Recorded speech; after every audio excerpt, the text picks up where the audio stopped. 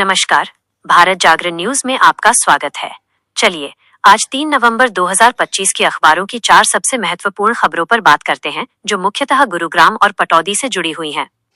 आज की मुख्य खबरें हैं गुरुग्राम में प्रदूषण और जहरीले पानी की समस्या और पटौदी में केंद्रीय मंत्री की घोषणाएं। पहली खबर, जहरीली हो गई साइबर सिटी, आसमान में दिन भर रही स्मॉग की चादर। अब रुख करते हैं गुरुग्राम की ओर, जिसे साइबर सिटी के नाम से जाना जाता है, लेकिन दैनिक जागरण की रिपोर्ट के अनुसार अब यह जहरीली सिटी बन गई है। रविवार सुबह से ही यहाँ के लोगों ने आंखों में जलन और सांस लेने में तकलीफ महसूस की। AQI एयर क्वालिटी इंडेक्स 450 के पार पहुंच गया, जो कि गंभीर श्रेणी है। प्रदूषण इतना बढ़ गया कि स्मॉग की चादर पूरे दिन आसमान में छाई रही, जिससे दृश्यता विजिबिलिटी कम हो गई। प्रदूषण बढ़ने के मुख्य कारणों में सड़कों पर धूल और मिट्टी, ट्रैफिक जाम, ट्रकों से निकलने वाला धुआं और खुले में कूड़ा जलाना शामिल हैं। मौसम विभाग के अनुसार अभी प्रदूषण से तुरंत राहत मिलने की कोई उम्मीद नहीं है। दूसरी खबर, अरावली की गोद में फैल रहा जहरीला पानी। गुरुग्राम से जुड़ी अगली गंभीर खबर दैनिक जागरण में छपी है। यह खबर बंदवाड़ी लैंडफिल साइट से जुड़ी है, जहां नदी नाले और घरेलू कचरे के पहाड़ बन चुके हैं। रिपोर्ट के अनुसार यहां से निकलने वाला जहरीला लीचट, दूषित पानी अब अरावली की पहाड़ियों और आसपास के रिहायशी इलाकों तक पहुंच रहा है। स्थानीय लोगों का आरोप है कि यह केवल लापरवाही नहीं, बल्कि सरकारी तंत्र की विफलता को दर्शाती है। बंदवाड़ी से निकलने वाले लीचट को टैंकरों के माध्यम से STP तक ले जाने की जिम्मेदारी दी गई है।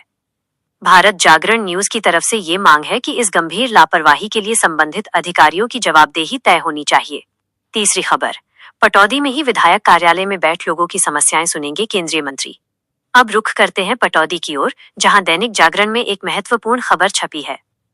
अब लोगों को अपनी समस्याओं के लिए केंद्रीय राज्य मंत्री राव इंद्रजीत सिंह से मिलने के लिए दिल्ली या फर्रुखनगर के चक्कर नहीं लगाने पड़ेंगे। केंद्रीय मंत्री राव इंद्रजीत सिंह ने घोषणा की है कि वह अब पटौदी में विधायक विमला चौधरी के कार्यालय में बैठकर लोगों की समस्याएं सुनेंगे। उन्होंने ये आश्वासन भी दिया कि फर्रुखनगर और पटौदी क्षेत्र की समस्याओं के लिए पटौदी विधायक विमला चौधरी अब फर्रुखनगर में भी अपना कार्यालय खोल रही हैं। उन्होंने ये भी बताया कि पटौदी में रिंग रोड KDPR पर कार्य शुरू हो चुका है, जिससे सुल्तानपुर मोड़ से दाबोदा मोड़ तक लंबी सड़क की समस्या का निदान हो सकेगा। चौथी खबर, यौगिक खेती परिवर्तन की दिशा में श्रेष्ठ कदम, पटौदी। पटौदी से जुड़ी अगली खबर भी दैनिक जागरण ने प्रकाशित की है।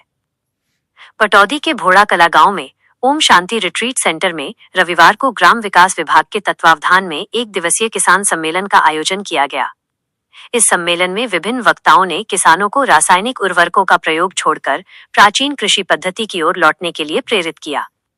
सम्मेलन के मुख्य अतिथि हरियाणा के पूर्व कृषि मंत्री ओम प्रकाश सिंह आर्य ने इसे यौगिक जीवन और सकारात्मक खेती की दिशा में श्रेष्ठ कदम बताया।